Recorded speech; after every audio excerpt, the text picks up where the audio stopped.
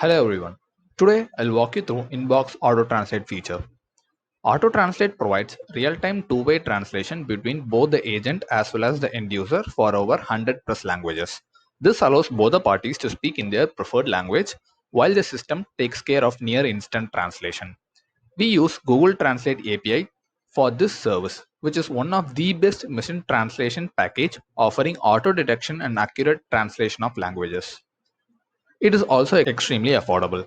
Now, once you've generated your Google Translate API key, you should connect it to your Inbox account through Settings, Chat Configuration, Chat Auto Translate, and paste your API key in this field. The next step is to determine your agent's language. The default language is English. If you want your agent's default messaging language to be something else, you can configure that by using Settings, Agent Configuration, select the particular agent, and change its default language settings. Once these two steps are done, you are good to go. Now, I've created a simple bot wherein its purpose is to connect a customer to a customer representative when the keyword agent is typed. Now I'll paste this dialect in a bot and let's see if our bot picks it up.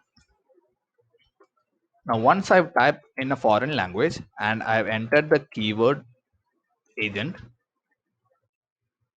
our bot auto detects the language as Spanish and it assigns the ticket to me.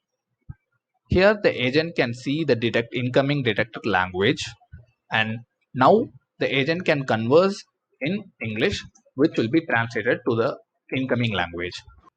Now this message would be translated in Spanish to the end user. Here the agent can see both the incoming, that is the original message, as well as the translated message by using this toggle here below each conversation. So this is the original message and this is the translated message. For any reason you don't want your message to be translated, for example, if you need to send a generic instruction, you could turn this toggle off and whatever you type here would not be translated to them. And this, in essence, is how Inbox Auto Translate feature works.